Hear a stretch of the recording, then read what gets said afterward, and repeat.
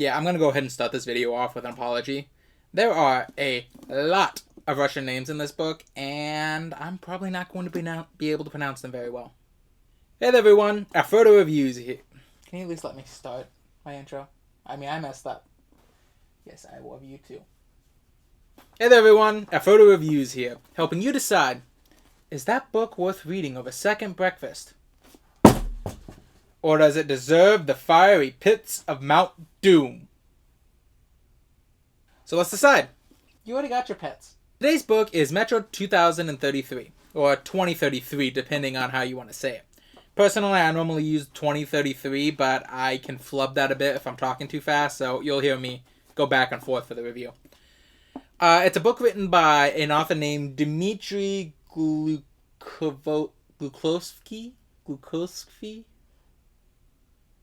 Dimitri, and was first published on April 1st, 2002, which pretty dark book for April Fool's Day. Book is unique on this particular main TBR that I've been doing, in that all the books that have come before in this TBR have been books that were written specifically with the game in mind.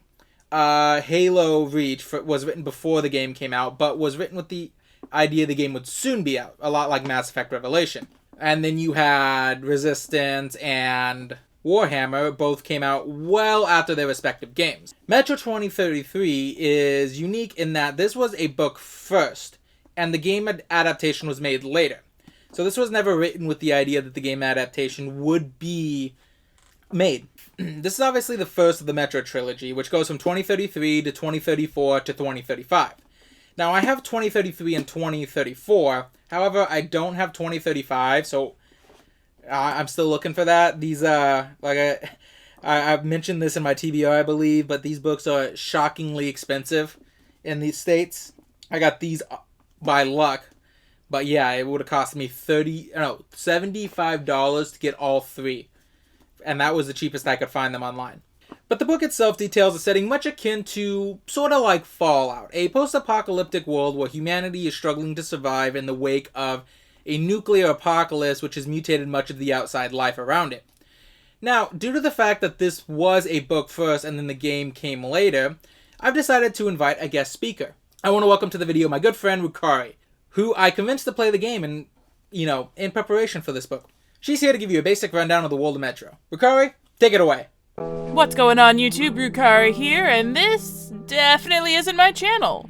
I mostly make Let's Plays with the occasional review here and there. I never played the Metro series before now, despite owning the entire franchise in my dumpster fire of a game collection, so I'm coming at this with fresh eyes. The world of Metro is a post-apocalyptic version of Russia, post-nuclear to be precise. Though you never get an idea of how the rest of the world fares, your civilization is beset by irradiated mutant human-animal hybrids, irradiated water, toxic air, strange anomalies that fry everything in their path, dark ones, fascists, communists, raiders, bandits, literally everything wants to kill you. Hostile is an understatement. Now, this is definitely an interesting setting, but it does leave a lot of questions that can't necessarily be explained in the scope of the game. Artyom's knowledge is limited to begin with, having been only a child when the apocalypse started. Still, it has a distinct personality from genre Titan Fallout for the dangers of a post-nuclear world and the actual likelihood of people surviving the hazards associated with it. We know that the air is poisonous, that the surface water is irradiated, monsters lurk everywhere and can attack at any moment, dangerous factions still wage war and endanger the lives of everyone around them in the process. It's a very realistic depiction of the struggle to survive in a world we destroyed. And it makes for a really hard game to boot. Don't feel too bad. When I played it, I found the controls rather clunky for an FPS game too. But I think that's just the age. Anyways, but let's move on. Now, Metro itself, there's a lot of... It's an international bestseller, which puts it a step above New York Times bestseller, in my opinion. And according to a lot of in the background stuff I could find, this book... it's literally on the back of the book. But the book has been translated into 35 languages. But these are the ratings I could find online. However, I want you to take into account that there are several versions of this story in place. And this is undoubtedly a work that is much more popular in its home country, of which I'm not sure I can find review sites of them. And if I did, I'm not sure I'd be able to understand anything being typed.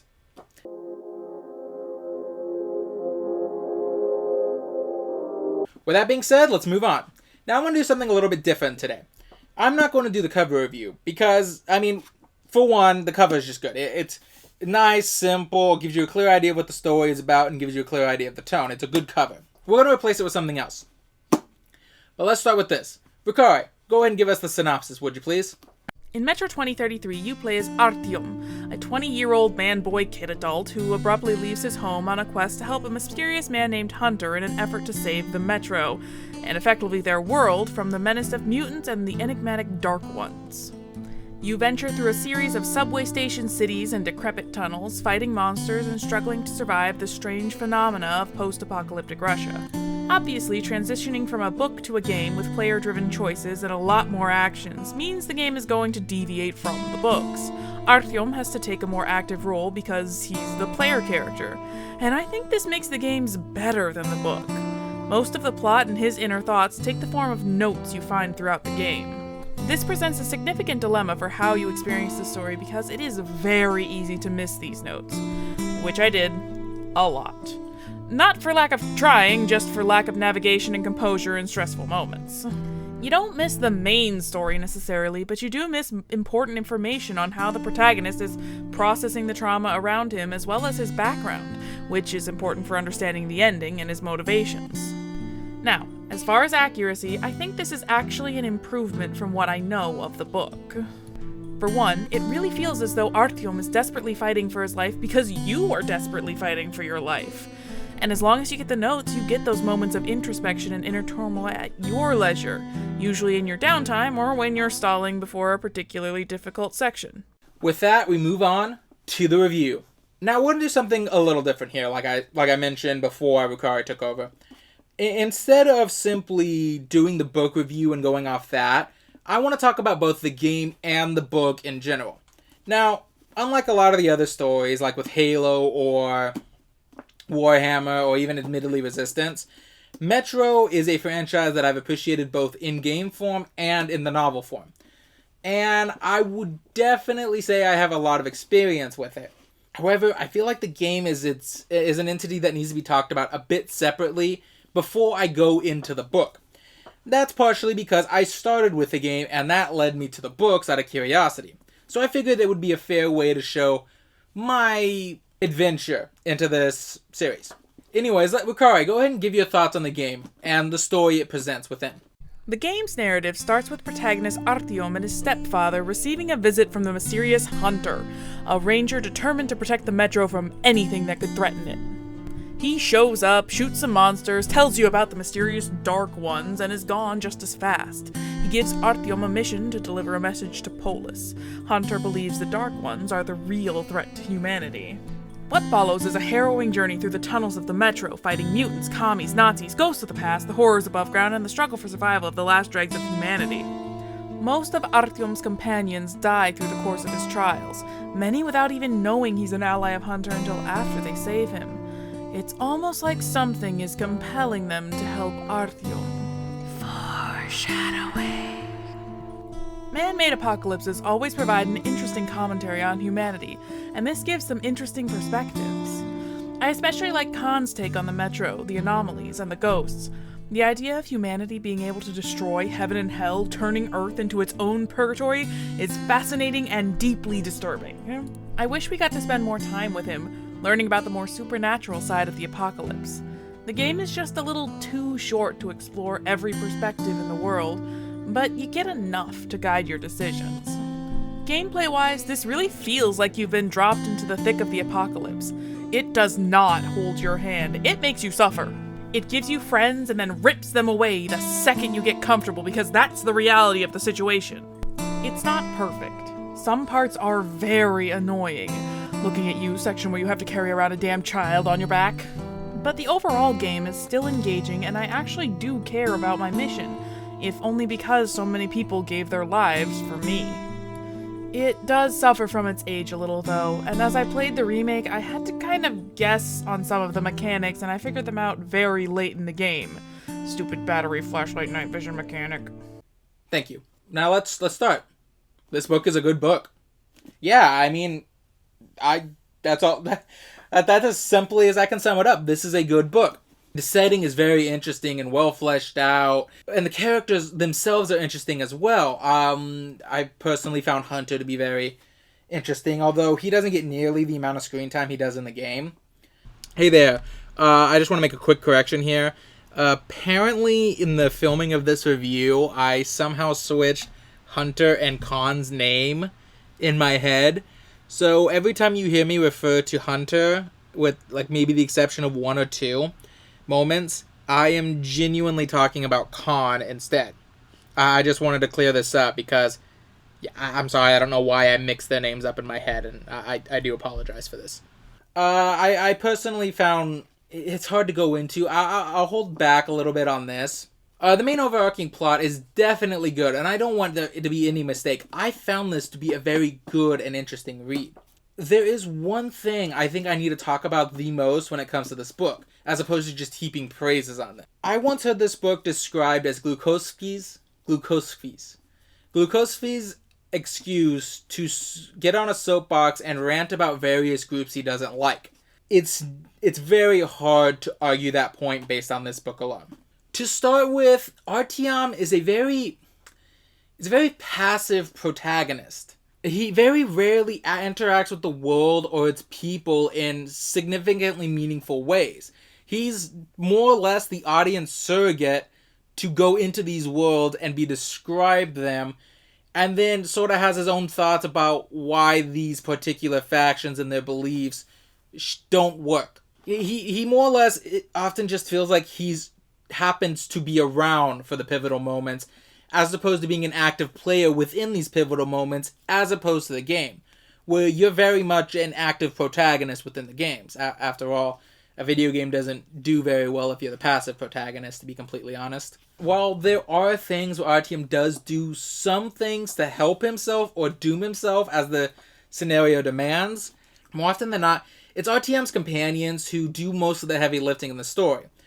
Every time he goes from one metro station to another, he ends up picking up a new companion. There's Whiskey, there was, not Hunter. There's Whiskey, there's Vanacheka, there's Mikhail, there's, in a sense, basically, he's led from point A to point B for most of the book, with his companions doing the lion's share of pushing and pulling him in the right direction. I mean, when you compare that to the game, where he goes on this grand quest to help stop the Dark Ones, find the missile codes to launch the nuke at the Dark One Hive, and he struggles all throughout getting just to the main station, Polyanka, I believe it was. Sorry, the Russian names kind of blurred together a bit for me. He pushes himself. There are scenes where he fights back. For example, how you're introduced to the Fourth Reich and the Red Army is more or less Artyom has to push his way through a no man's land where the two of them are currently engaged in active warfare. Both sides will shoot Artyom thinking he's on the other side. So long as Artyom can pass through them, he should be able to walk otherwise unhindered. But in the book, the way it introduces the Fourth Reich, which just put out there, I'm not sure I'm allowed to say the kind of people who would be involved in a Fourth Reich due to YouTube's new policies, where we're all children, apparently. But just, you can take a wild guess at what the Fourth Reich believes. But anyways, how Artyom's introduced to the Fourth Reich is a lot less engaging. He basically teams up with Mikhail, an older, more infirm man, and I believe it was his grandson or his great nephew. I'm sorry, again, it kind of blends together. I'll get a little bit more into that later. But Vanacheka but one thing about Vanacheka that's very important to notice is Vanacheka, I hope I'm saying Vanacheka right. Vanacheka it's definitely on the spectrum in the book. And they're going to a place known as the Fourth Reich. Anyone who knows the policies of the Third Reich know this is a very bad thing. So when they get there, obviously things happen. Vanacheka doesn't do well when scrutinized by these guards, and neither does Mikhail, being old and infirm. And the thing is, it all culminates with Artyom shooting a guard in the back, trying to help his friends. Now, this is a good example of Artyom finally seizing control of the narrative, it still feels somewhat hollow because Artyom only made it there due to Mikhail and Vanacheka, only got involved because of Mikhail and Vanacheka not doing too well, and shortly after he got involved, he's immediately thrown in jail and spends everything afterwards in jail. Even his escape isn't facilitated by himself after he's going to be hung. His escape is facilitated by a completely separate group, which helps him get to his main location. And that's kind of what I mean when I say Artyom's super passive. He doesn't, like, the very few times he does things by himself, it very rarely feels like very rarely feels like he's pushing himself, and more just the story needs him to take this particular action so Glukowski can comment on the faction that he wants to comment on by exposing Artyom to them normally, whereas Artyom would normally just pass through as fast as he can. Like I said, most of this book is just Artyom considering the philosophical implications of the story, of the factions that he's currently in, and oftentimes poking holes that he thinks this faction isn't very good at. Some are mild. I'm not gonna deny the point that a lot of these factions are mildly interesting to learn about, as well as the fact that it's interesting to see how life inside the Metro is evolving in the 20 plus years that everyone's been stuck underground. It's definitely good for world building. However, if it's entirely just for world building, at a certain point it starts to get a little, you know what I mean? And I think the changes made from book to game very well reflect the difference in nature between Artyom being a passive protagonist in this and being an active protagonist in that. For example, in the games, we're given immediate and quick showings of just how dangerous mutant life is, how it affects life in the Metro. I believe one of the first missions in the game is you working together with the leader of your station and Hunter to fend off a mutant hound attack on your station, giving you a basic idea of the combat mechanics and showing you what the dangers of the Metro are. However, in the book, apart from the Dark Ones, and even then it's mostly vague mentions, apart from the Dark Ones, we don't even see our first mutant until more than halfway through the book. Naturally speaking, these mutants are significantly different. Now, that's not always in a bad way. I can completely see why the game dumbed down some of these mutant concepts to make it more viable in the game. For example, the Librarian. If you play Metro 2033, there is a sort of mini-boss located in the area you need to get the missile codes. They're known as the Librarians. They are very powerful, strong creatures that will attack you, but only while you're not looking at them. When you look at them, you freeze them for several minutes, and that helps you back off. Now, for the most part, the game treats this like a cat and mouse kind of game. You have to explore the area that's rife with Librarians, looking for these missile codes to use to take back.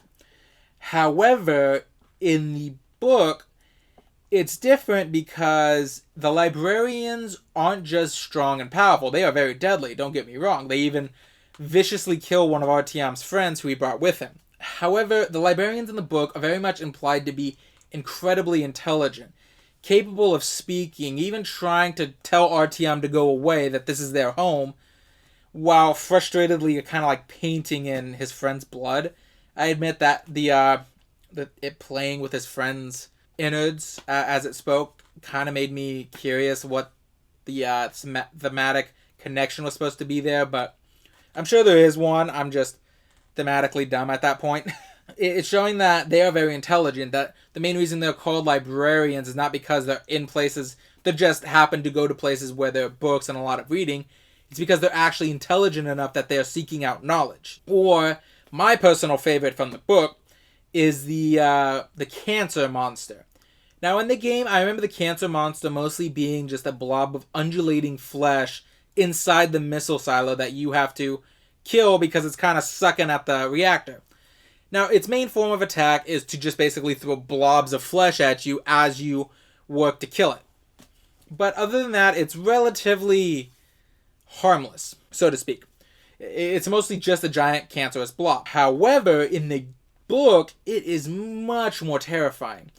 Cancerous blob in the book has a super powerful psychic ability that when you are near it, like not even when you're near it, because it lives underneath the Kremlin.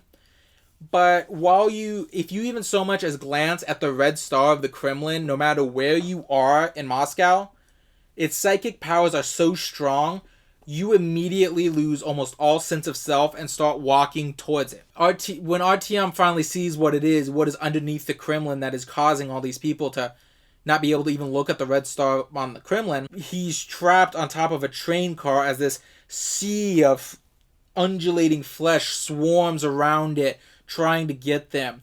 And one by one, his companions lose the mental battle and chuck themselves overboard right into the sea, becoming the next prey. Now this does kind of do a bit of the passive thing I talked about, where the cancerous flesh more or less just leaves him alone eventually, rather than Artyom, creating a good way out of that. But the concept of the monster is just so much more terrifying than it was in the game.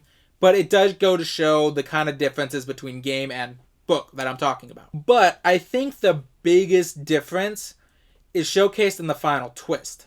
Now, obviously, there's going to be some spoiler warnings. If you want to read either the book or play the game without any sort of spoilers, I would recommend skipping past this and just going to conclusion from here.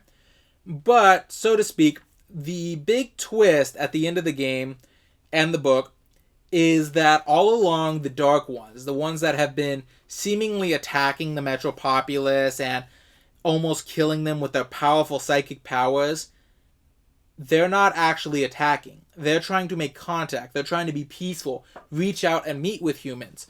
But they just didn't know how to do so in a way that wouldn't basically collapse the mental minds of humans. That they simply didn't know how to contact humans.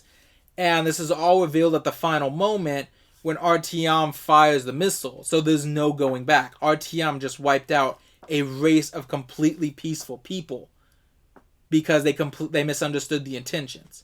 And it's a very solemn twist. Now, in my personal opinion, the game handled this twist better. See, you are playing Artyom. For all intents and purposes in the game, you are Artyom.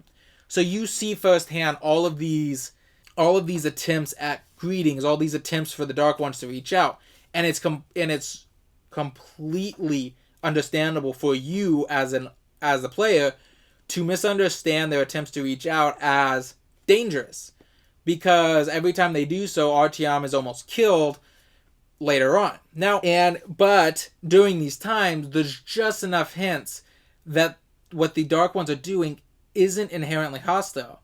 They're not trying to hurt you.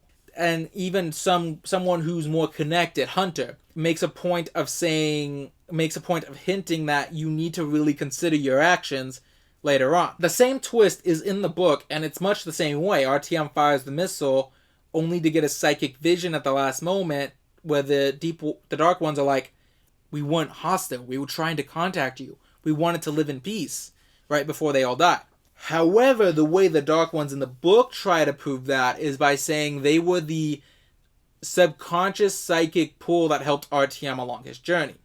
You know how I complained about Artyom being a passive protagonist, how he's just sort of shuttled from area to area by these companions, by sheer luck of will, almost with no actual activeness on his part. The Dark Ones try to say that was them. They were the ones doing that. Every time a companion felt the need to team up with him and lead him to the next station, that was the Dark Ones influencing them. That one time where he literally slips and falls, he gets, okay, so this one always amused me, but he gets sort of imprisoned in one of the metro stations where he's forced to do hard labor to work off his sort of debt. He basically works at this for like a couple days before he eventually, in more or less, gets so fed up he just stands up and walks out of the station because he doesn't want to do it anymore. Now, the first time you read that, you're like, wow, was it really that easy? And this was about the only one where I could actually believe the Dark Ones had a hand in it, because it makes sense that the Dark Ones were kind of using their psychic powers to shield him from others' views as he just calmly walked out of the station, fed up with the life at the moment.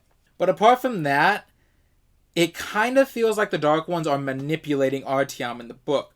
It feels like they're trying to take a bunch of coincidences that happened to Artyom and say, we were that. We were doing that. Because it raises the question that if they were the ones doing that, why were they helping him? Why were they helping him kill them?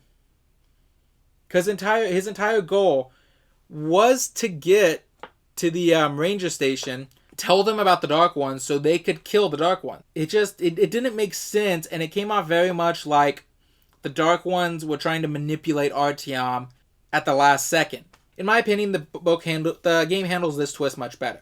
Although, to be fair, that's because the book and the game also have completely different tones to them. While the two stories are pretty much the same, the game is definitely a more optimistic take on the scenario.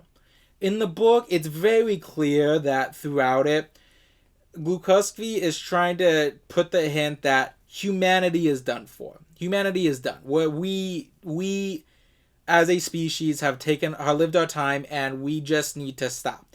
We are clinging to life so desperately and so strongly, even though we're done, that we're literally killing the next people that would have inherited the world in our own spite.